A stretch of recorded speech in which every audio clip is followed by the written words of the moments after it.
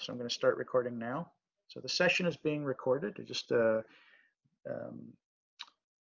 remember that everything you say or type will be forever attached to your name, so be mindful. Please conduct yourself professionally and respectful of the class environment and others. Okay, so just a little bit of a warning to remember you're being recorded. We're all being recorded. Okay, so what I want to do today is I want to start the engineering discussion. A few things we need to know about pipe design with respect to the geometry. There's two components when it comes to pipe design. There's the hydraulic design, which I think you're probably learning right now in MPT. You're all taking MPT, correct? Is that right? MPT? MPT 543? Yeah, okay. So have you started talking about the rational method for storm sewer design or sanitary flow for sewer design? Have you started talking about Manning's equation? So you know Q for flow and V for velocity, Manning's equations. Have you done all that, or have you started? Okay. So that discussion you're having in MPT talks about, and let me bring up my, let me share my screen. So I'm going to share my, where is it? Not files, sorry, hang on a second. I'm going to share, whoops, hang on. Camera. And try that again, hang on. So share.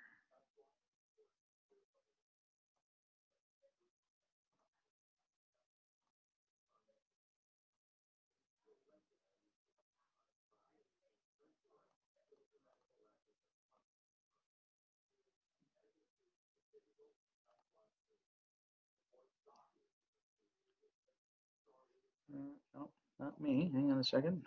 Wrong camera.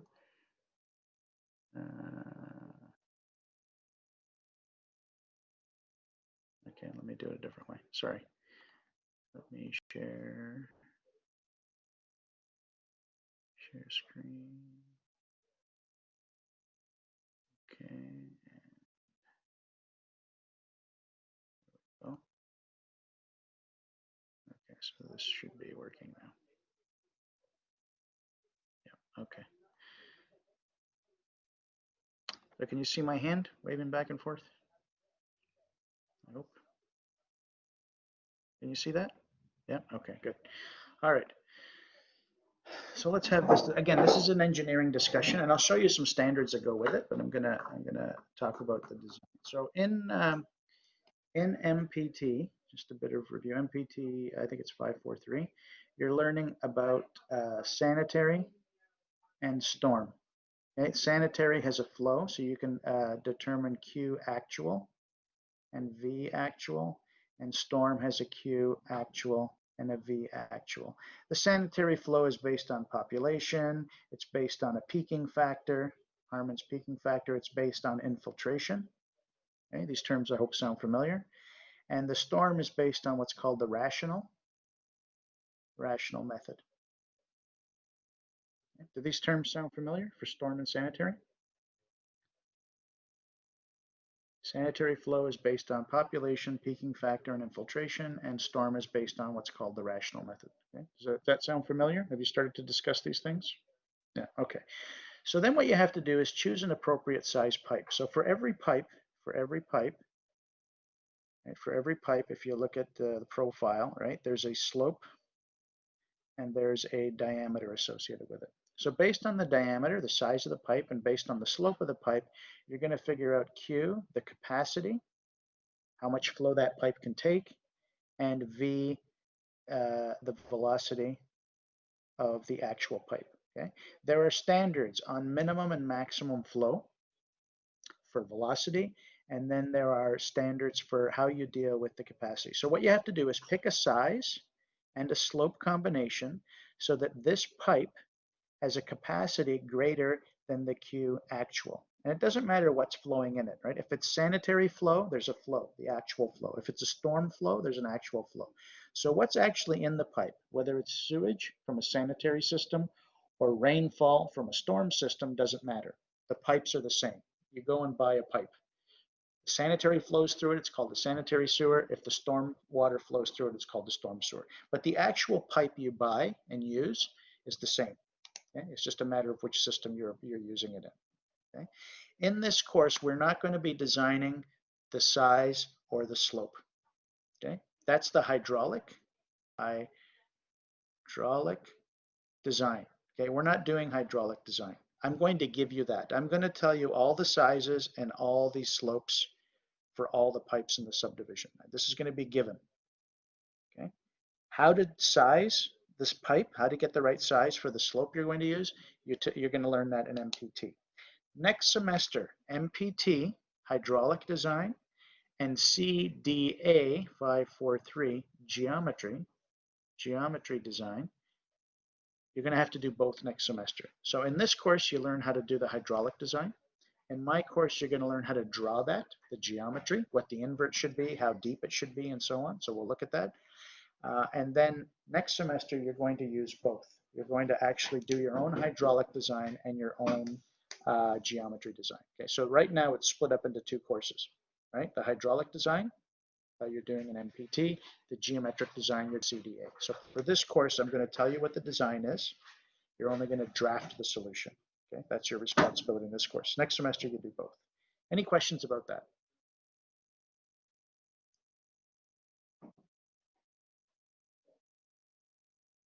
Okay, so some standards we need to look at, and I'm going to go to the standards for Richmond Hill. So let me share the document.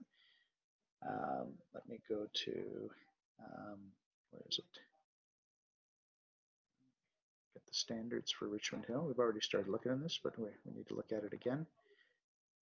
So if we look at Module 2, you downloaded the engineering standards. It's a PDF. So you might remember this document. Let me share this with you.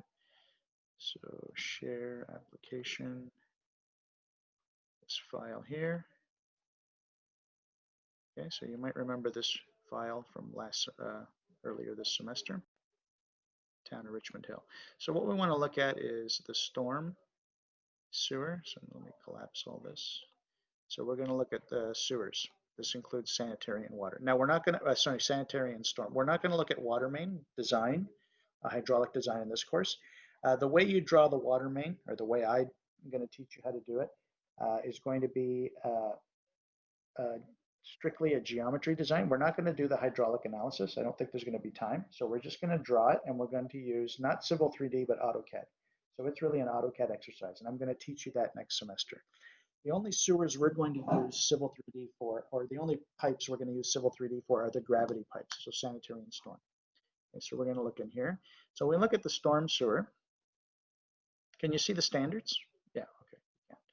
So when you look at the standards, we're going to look at the design, right? So you need to know the area, you need to know the runoff coefficient. This is how you design the sewer. So typically in Richmond Hill, you have to design it for, I think it's the 10-year storm. So that's the intensity and so on. So this is all the stuff you should be learning in MPT. Different cover, right? Different land development has different runoff coefficients. You know, if it's heavily paved, then you're looking at 0.7 to 0.8. If it's mostly grass and parks, it's 0.3. So this is all the stuff you should be doing in MPT.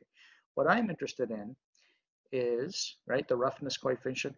Here's a minimum and maximum velocity, right? So it has to be at least 0.8 meters per second, and it has to be at least no more than 5 meters per second. So there's the range for the velocity.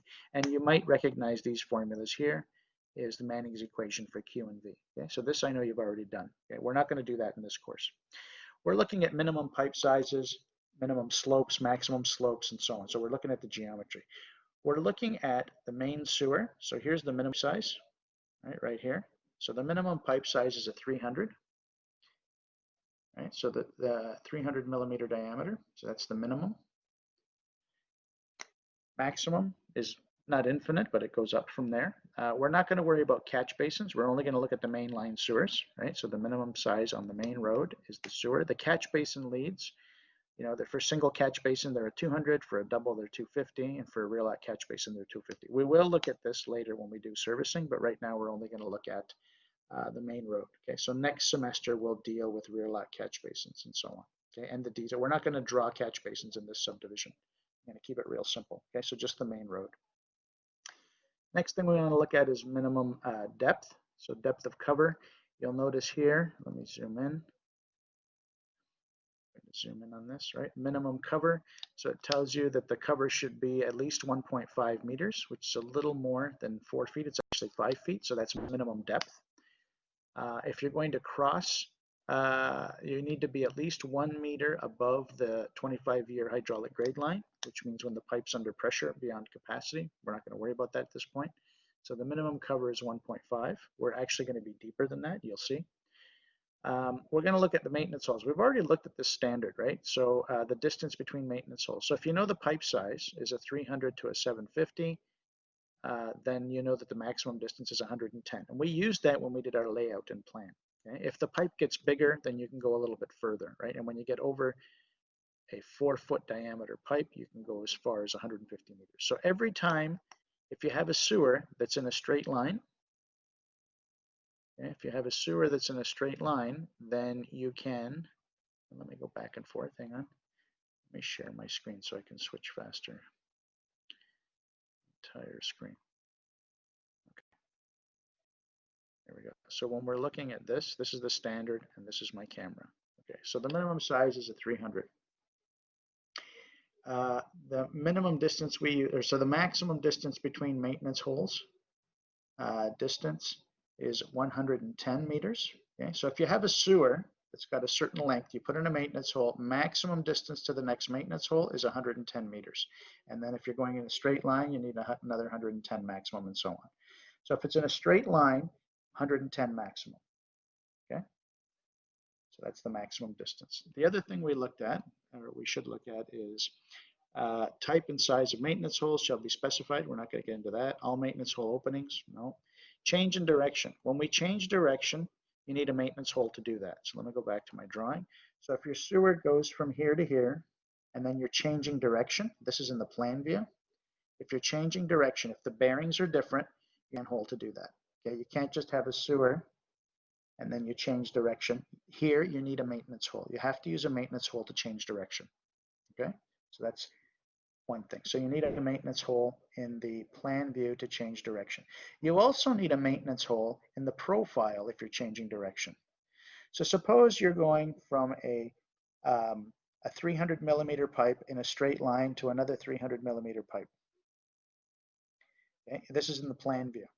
Well, if you look at the profile, if this is a 1% slope and this is a 2% slope, at this point here there's a change in slope. So this is the plan view. The profile looks like this. The profile looks like this. So you have a 1% pipe and then you want to change to a 2% pipe. Right here at this point, at this maintenance hole, you have to change direction. 1%, 2%, you need a maintenance hole to make that change. So if you change slope, that's a change in direction. If you change direction in the plan view, that's also a change in direction. So this really covers both cases. If you change direction in plan or you change direction in profile, you need a maintenance hole where that change occurs. Okay, so every time you go around a bend, you need a maintenance hole. Every time you change slope, you need a maintenance hole. You can't go further than 110 meters, right, depending on the pipe size. The last thing to look at is pipe size. If you're changing pipe size, if you're going from a 300 and you change pipe size to a 375 millimeter pipe, you need a maintenance hole to make that change.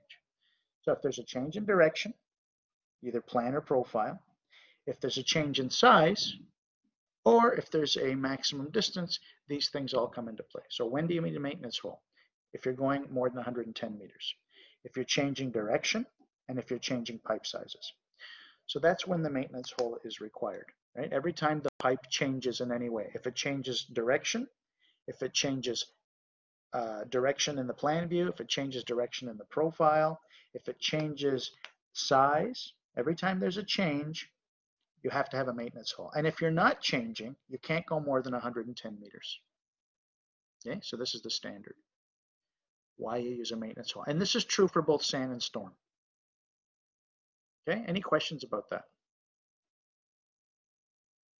Okay, so I'm just giving you some of the details of how you lay out your sewer. Some of these rules we've already started using when we did our preliminary layout. Okay, let's go back to a few more standards.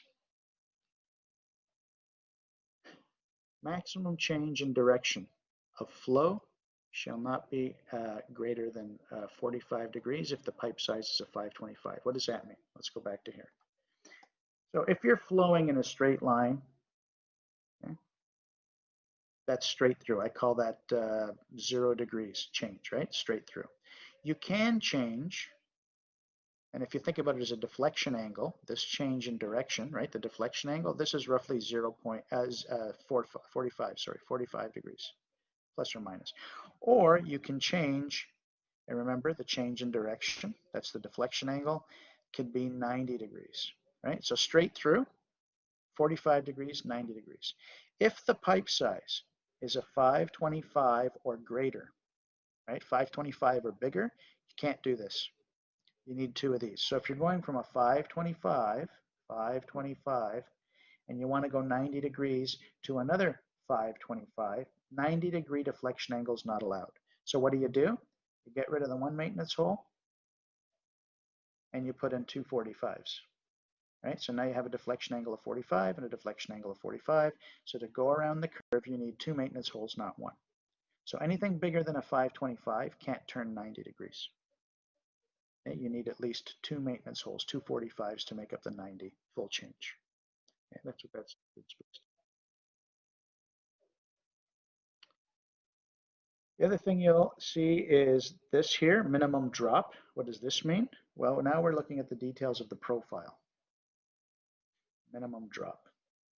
So now we're looking at a direction change in plan view. So let's go back to my drawing.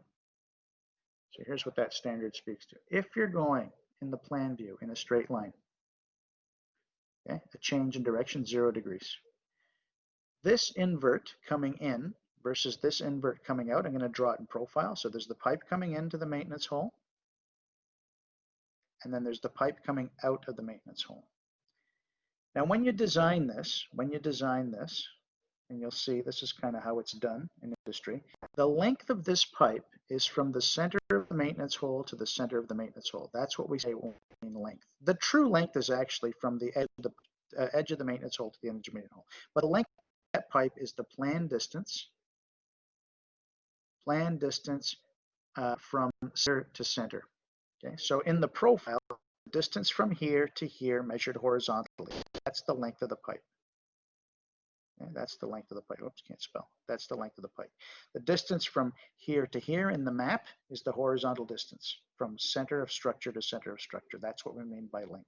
So you got to get used to this.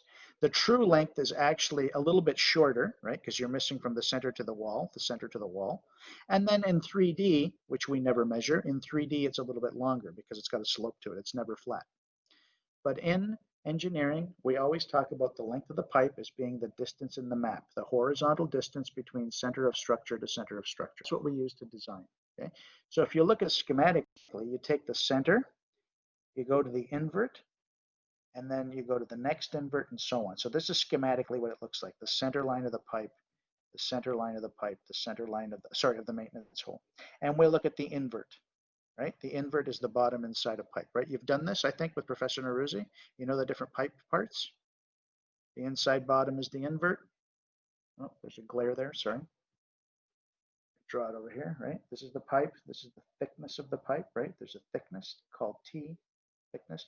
The inside bottom is the invert. The inside top is the obvert. The outside top is the crown. And the horizontal line that goes through the diameter is called the spring line. Spring line. Okay. Have you done this with Professor Neruzzi? Okay. So when we draw this schematic profile, we mean the center of the structure and the inside bottom of pipe, the invert. That's what I'm talking about. Okay? So when we go from one pipe to another through a maintenance hole, the elevation difference, right? And let me zoom in on this. If I'm coming into the center and I'm coming out, there has to be a drop, a difference in elevation between the incoming and the outgoing pipe invert. Remember, these are inverts. You have to have a drop. Why? When water goes from one pipe to another through a manhole, the flow is going to be disturbed. So let's assume the pipe is full, right? If the pipe is full, it's full of water. When it comes in, that's the cross section of the pipe. When it goes out, that's the cross section of the pipe. It's full. What happens in the maintenance hole? Well, the inside of the maintenance hole, right? If the hole's coming in, the inside of the pipe is just this giant open area. So water comes into the maintenance hole. If you look at it in plan, water in the cross section here, right, is full pipe, full of water. The cross section coming out is a full pipe, full of water. The cross section through the manhole is now turbulent. It's disturbed. It goes from this shape to kind of all messy and then tries to get back into this shape. So when water flows through a maintenance hole, a transition, there's disturbance to the flow. It's not very hydraulically efficient.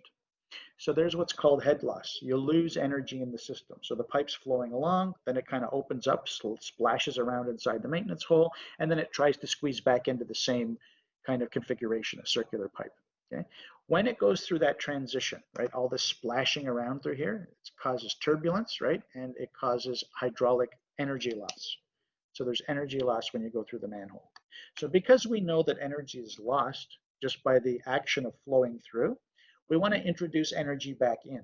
And to introduce energy back in, we take advantage of gravity. We take the potential energy of this elevation and we drop down to here. So when the water falls down, we're add energy to the system.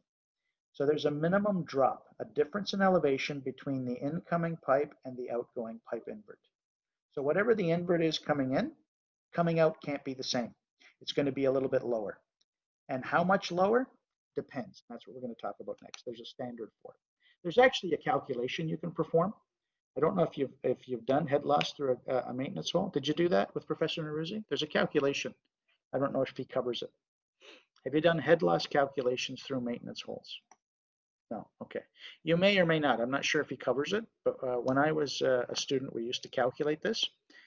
When I went to work, I don't think I ever used that formula, maybe once. Okay, there's a general rule of thumb. Okay, so you can calculate the difference that you need from here to here to introduce energy back in. You're going to lose energy, and then you're going to fall down to gain back some of that energy. How much should you fall? There's a calculation for it. In practice, there's a rule of thumb, and that's all I'm going to teach you. Okay, in practice, there's a rule of thumb. So let me show you what that is. And it's in the standard. Let me show you the standard. It actually speaks to it right here in part G. And it looks at the different changes in direction. Okay, and this has nothing to do with the pipe size. This is just the relationship between the incoming and outgoing invert. Okay, so there's three categories, right? For straight runs, 30 millimeters. For 45-degree changes, 75 millimeters, and for 45 to 90, 150 millimeters. So there's three categories: 30, 75, 150. What does that look like in practice? Here's my sketch. If you're coming into a maintenance hole and you're coming out straight through, a flow through, right, 0 degrees approximately, in and out, then the difference in elevation, but remember the difference is calculated at the center, right? I'm going to point to this so that you know I'm talking about this pipe. I'm going to point to this so that you know I'm talking about this pipe. In reality, those inverts are theoretically above each other. So the invert comes in to the center line of the pipe and the invert goes out. So the northing and easting, the position of where that drop is happening is in the center of the structure. Okay, I'm just pointing to the outside on this side and this side so you know which pipe I'm talking about. So the invert coming in versus the invert coming out, right, into the maintenance hole, out of the invert, this, if it's flowing straight through, this has to be 30 millimeters or 0.03 meters, right, or 30 millimeters. If the situation is approximately 45-degree deflection, so if you're coming into a maintenance hole and you're turning 45 degrees, right, roughly 45 degrees, if you're coming in and coming out and deflecting 45 degrees, then the drop, if you look at this profile, right, you're coming in and you're coming out. This difference in elevation is 0.075 meters or 75 millimeters.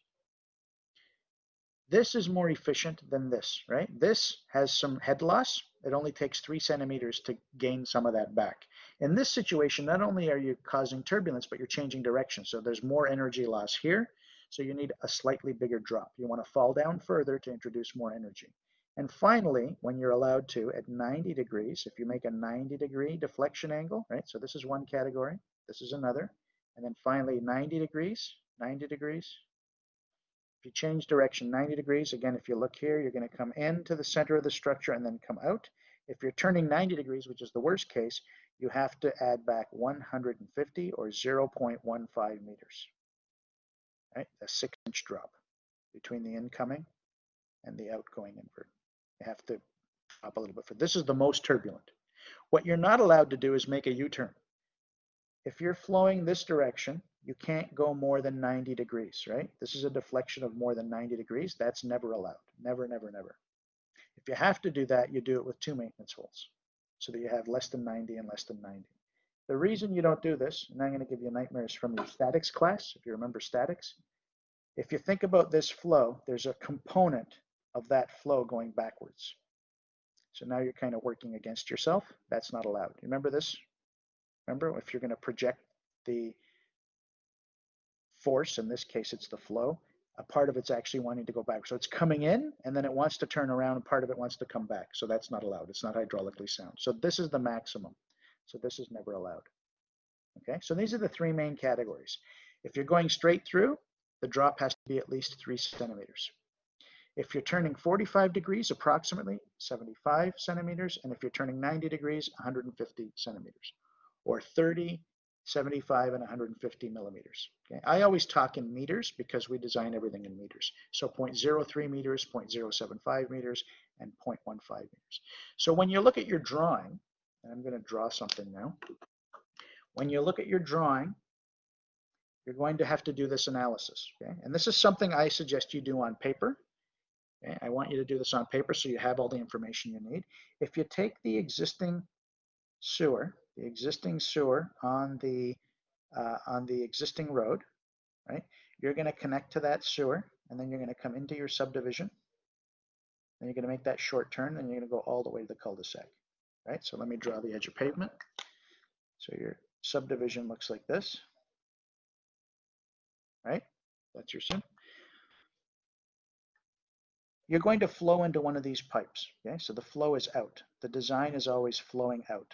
The highest elevation is here at the cul-de-sac. We're always going to flow in this direction, right? From here all the way around to here. When you get to here, what's the change in direction? Whether you go this way or this way really doesn't matter. Okay, let's assume it's going this way. What's the change in direction here?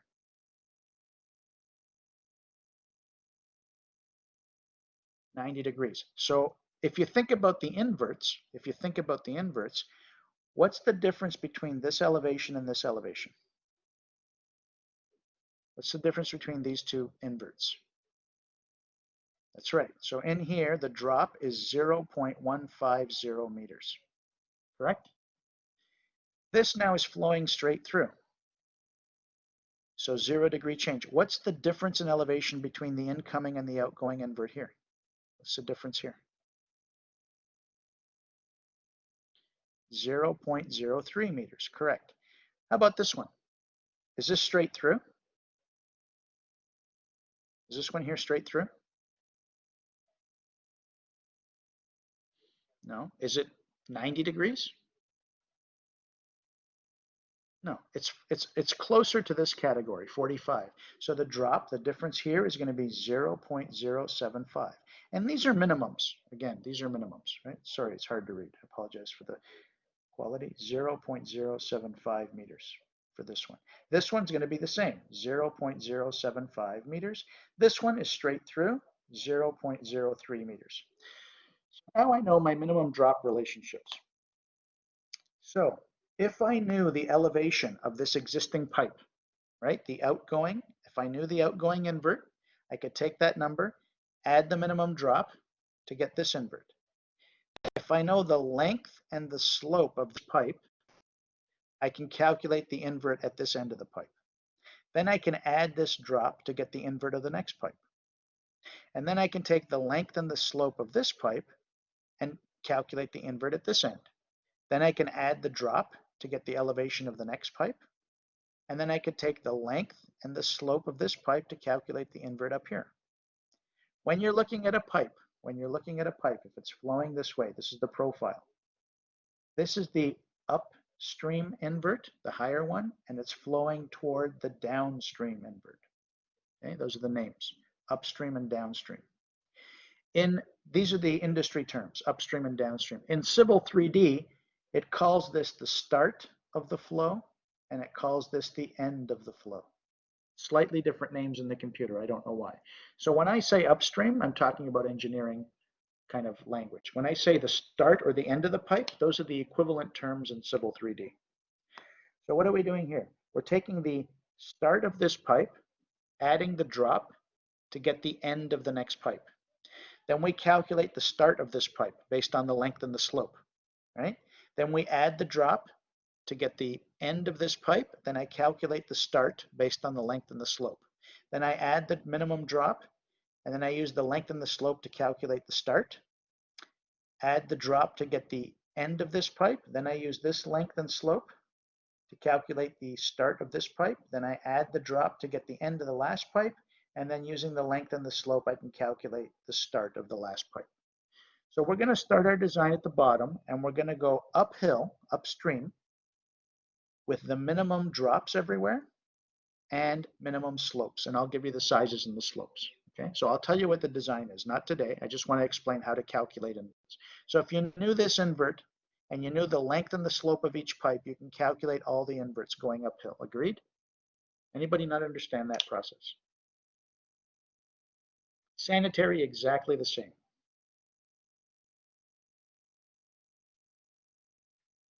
Okay, so if you know how to calculate based on the planned distance, right? The length is the horizontal distance, the run. I'm giving you the slope, you can calculate the rise. That's how you get from the start of the pipe to the, from the end of the pipe to the start. I know this invert, I know the slope, I know the planned distance, the length, the horizontal distance. I can calculate the rise. I can add to this invert the rise to get this invert. And then I jump up to the next pipe and I calculate this piece. And then I jump up to the next pipe with the minimum drop and so on. Okay, so let me describe it to you in profile as well, right, for this one here. Okay, so we have, if I draw the profile of this system, I have 1, 2, 3, 4, 5, 6 maintenance holes. 1, 2, 3, 4, 5, 6 maintenance holes. I know the invert of the existing pipe. I'm going to add to it 0.15 to get the downstream end of the first pipe. So there's the invert. Then I'm going to use the length and the slope to calculate the invert at the top end of the pipe. Then I'm going to add the minimum drop. I'm going to add the minimum drop, in this case 3 centimeters. And then I have the invert here. So I'm going to go from here uphill to here. Take the length and the slope of this pipe, calculate from here to here, add the minimum drop, use the length and the slope of this pipe to get this invert, add a little bit, and so on. So from here, I can work my way all the way up. The length and the slope gives me the difference in elevation inside the pipe. The difference at each maintenance hole is based on these drops, right? Straight through, 45, 90, 0.03, 0.075, 0.150. Okay, these are the drops. 0 degrees, 45 degrees, and 90 degrees. Okay, and these are deflection angles. Does everybody understand this process of how you calculate inverts? So I'm going to give you I'm going to give you the diameter and the slope of each pipe. So then you can use the slope. The length comes from the plan view. What's the distance from the center of this maintenance hole to the center of this maintenance hole? You can list the distance from center to center. You can draw a line from center to center and list the length of that pipe in AutoCAD and so on. So there's many ways to get the length, right? But I'm going to tell you the size and the slope so you know what the slope is. Sanitary sewer has minimum drops as well, but generally speaking, the flows in sanitary are usually a lot less than storm, so there's not as much head loss. So for the same 3 categories, 0, 45, and 90, instead of using 30 millimeters, 75 millimeters, and 150 millimeters, as a matter of fact, there is no rule. I'm going to show you. Let's go back to the standards. If we go to the sanitary, So this is storm. If we go to the sanitary sewer, is it here? Sorry, sanitary. Storm, sanitary sewer A2. So sanitary sewer is here, sanitary sewers.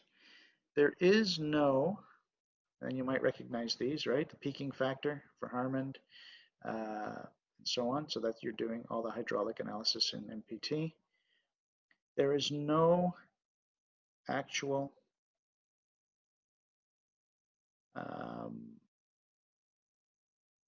it's going to tell you here. Hang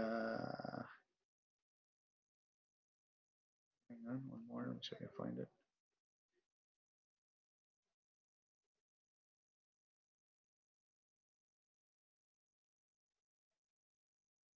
Where is it? Maintenance hole, maximum spacing. So you can see here the spacing is the same. Maximum distance 110 or 120 or 150, same as storm.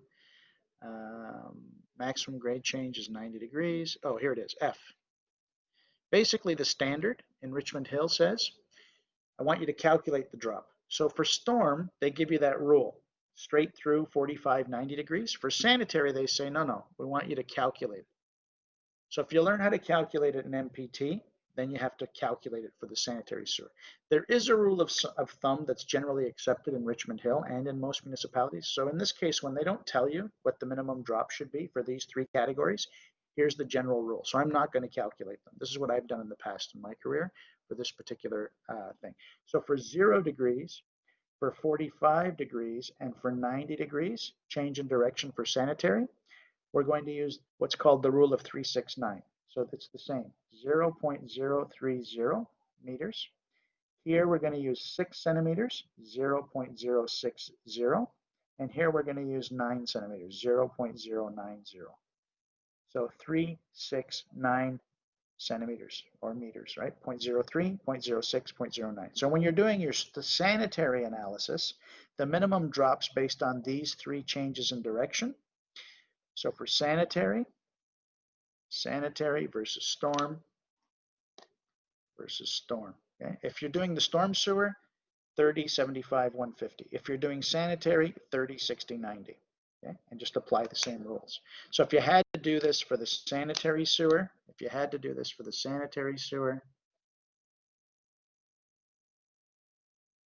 then the minimum drops based on change in direction is 30, 60, 90, not 30, 75, 150. Okay? So different numbers, same procedure. Okay, so you should be able to calculate, if I give you an invert at the beginning for sanitary, add the minimum drop, go up the pipe based on the length and the slope, add the minimum drop, go up the pipe, add the minimum drop, go up the pipe, and so on, and calculate all your inputs. Okay, so you should be able to do that. So whether it's sand or storm, the process is exactly the same. The details of the 0, 45, 90 degree transition are a little bit different, right?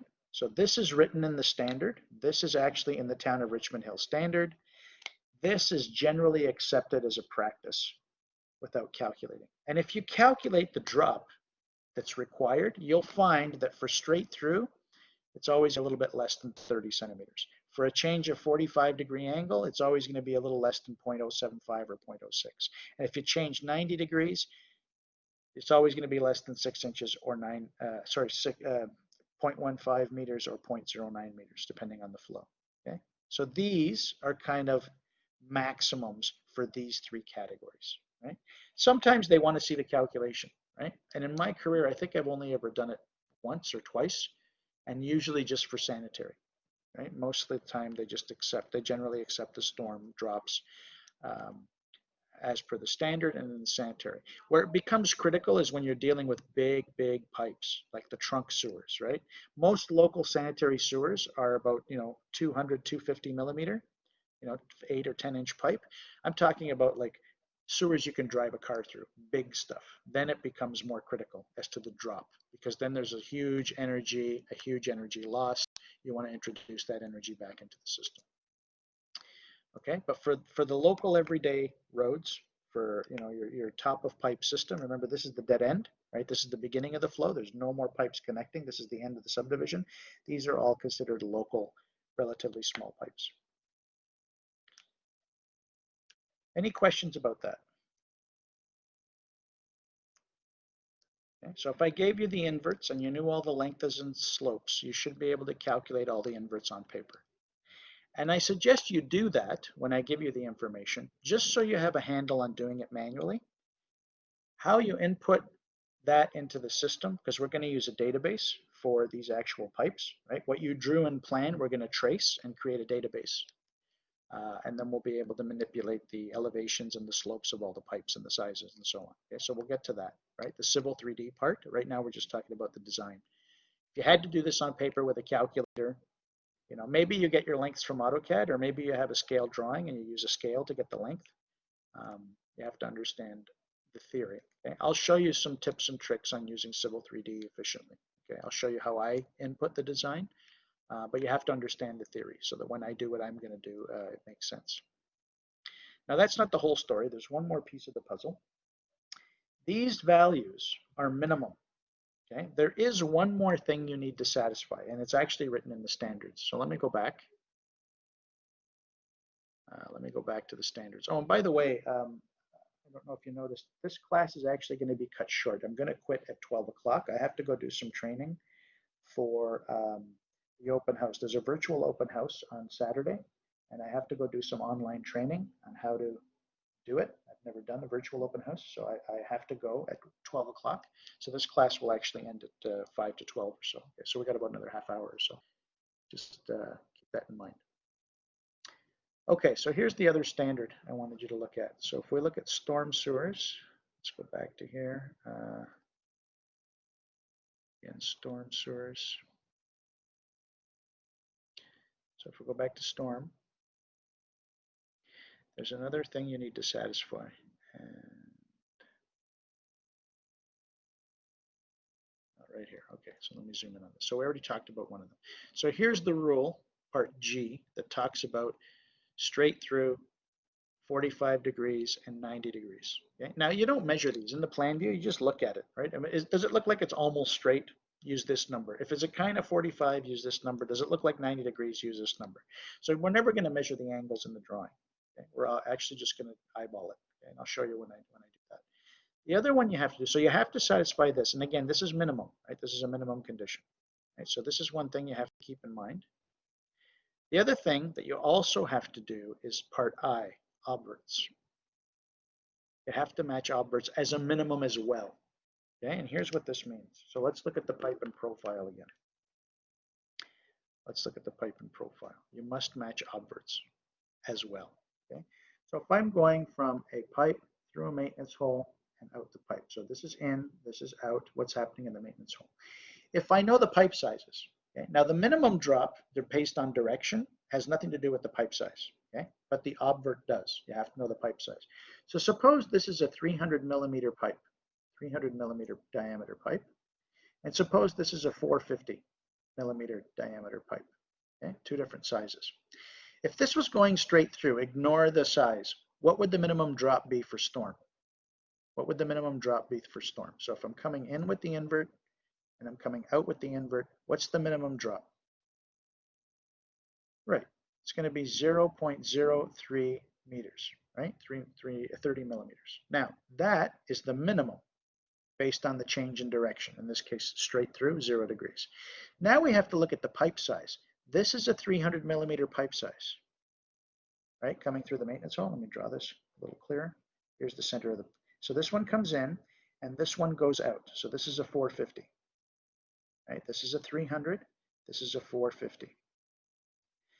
The match obvert says when you're flowing into a maintenance hole and you're coming out, the outgoing obvert, the inside of the pipe at the top, the obvert, the outgoing obvert cannot be higher than the incoming obvert. They have to be the same, or the one upstream, the higher one, has to be at or higher. So what I just drew is not allowed. Okay? What we have to do as a minimum is come in and come out at the same elevation. And then the drop here, if this is a 300 millimeter and this is a 450, and I'm matching obverts, what's this drop going to be? What's this dimension? Yeah, the difference in the pipe size, right? 0.15 meters. The difference in the diameters is what's going to give me the minimum drop. Okay? Now this is bigger than 0.03, right? So based on this condition, straight through, I have to use 0.03. But now when I consider the pipe sizes, I have to use 0.05. So I have a choice. Which one are we going to use? I have to satisfy both conditions. Which number am I going to use? I'm going to use the bigger number. So when you're doing your calculation or your initial analysis, you have to consider both of these criteria. Look at the change in direction and look at the difference in pipe sizes. Okay, and these are both minimums. You have to satisfy both. You cannot be lower coming in than you are coming out. This is not allowed. You can be higher. You can come in higher and then come out lower. That's allowed, right? You can fall on the obvert and on the invert, right? But you cannot be, basically think about the flow, right? If this is full of water, you can't have the level of water jump up. It can only fall down, right? So this doesn't make sense. So it has to match obvert. This is what we mean by matching obvert. So when you're doing your analysis, let me go through this one more time. When you're doing your analysis, this is what I do before I do any calculations. Let's look at the sanitary sewer. Right? If I have my sewer coming in, coming out, coming in, coming out, coming in, coming out, coming in, coming out, if I'm flowing in this direction, and I know my sizes, 300, 450, 450, 525, if I know my sizes, okay? I have to do two things, and I do them both, and I do them independent of each other. What is the minimum drop between these two inverts for direction change? What's the minimum drop between these two inverts for the direction change? 0.075. What's the minimum drop requirement here for the change in direction?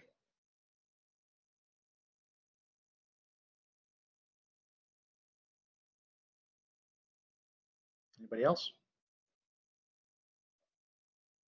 Straight through for storm. Sorry, this is storm. The minimum drop is going to be 0.030. What's the change in requirement here?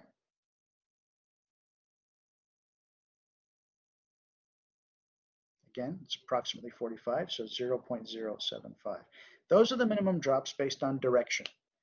Now, what's the difference in pipe size? What's the difference between these two pipe sizes in meters? So 0.150. What's the difference in pipe size here? 0. What's the difference in pipe size here?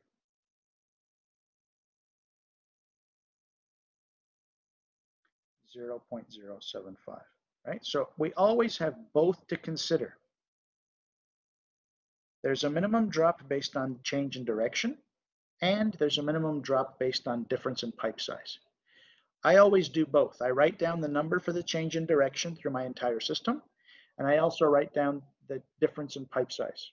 And then I look at the two numbers, the bigger one governs. So not this one, I use this one. Not this one, I use this one. These happen to be the same, so I just use one of them.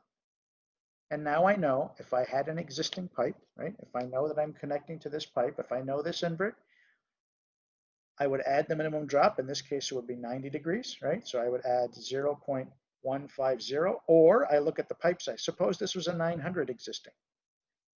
Change in direction, minimum 0.15. What's the difference in pipe size? What's the difference in pipe size?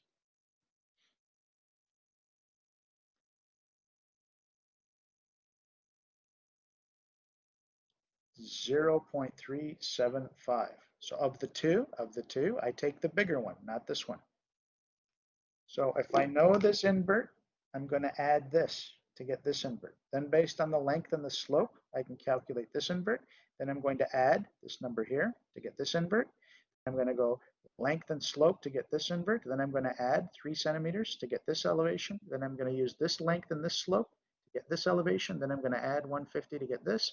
And then based on the length and the slope, I'm going to get this invert. And again, I'm pointing to the outside of the manhole. The calculation goes from center of structure to center of structure to center of structure to center of structure. The length of the pipe goes from the center to the center, from the center to the center. And if you look at the profile, it goes from center of structure to center of structure. The drop, that difference in elevations, happens in the middle of the maintenance hole. So keep that in mind. So this is how I proceed. Do we have to minimize the elevation of final obvert to satisfy the clearance? Here, talking about this end, trunk. That's a different consideration. The cover is different, right? I'm just talking about this, right? I'm not even talking about the road profile, right? I'm not even looking at the road profile yet. I'm just talking about how to calculate inverts. Okay, we'll look at cover later, getting a little bit ahead of ourselves. Okay, so this is just the process I'm describing, okay? When you're doing this kind of work, always do both. What's the change in direction minimum drop? What's the difference in pipe size? What's the change in direction? What's the difference in pipe size? What's the change in direction? What's the difference in pipe size? You're always going to have two numbers at each location. Always choose the higher one. The higher one satisfies both conditions. So if we go back to the standard, you have to satisfy this and this. You have to do both. Okay? Any questions about that?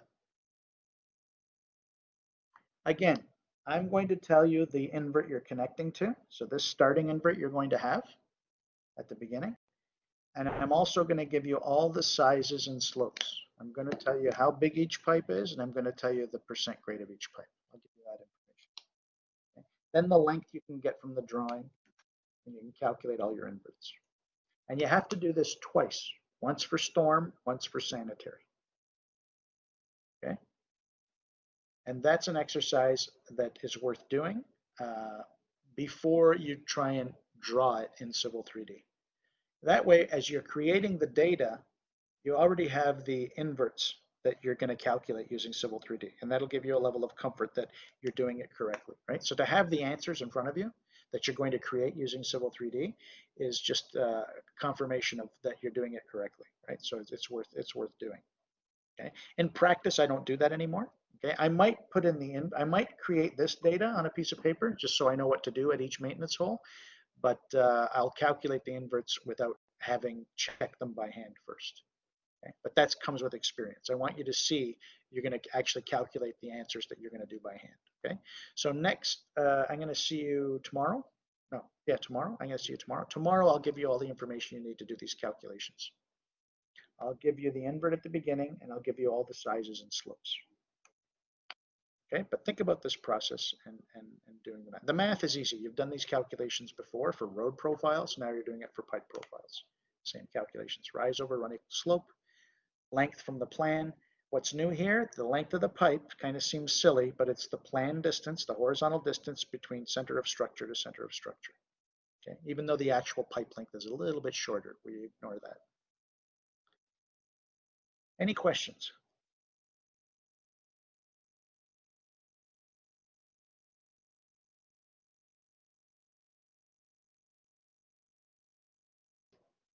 Okay, so if there's no questions, I think I'm going to stop there. Or do you want me to give you the sizes and slopes? Do you want me to give you that information now?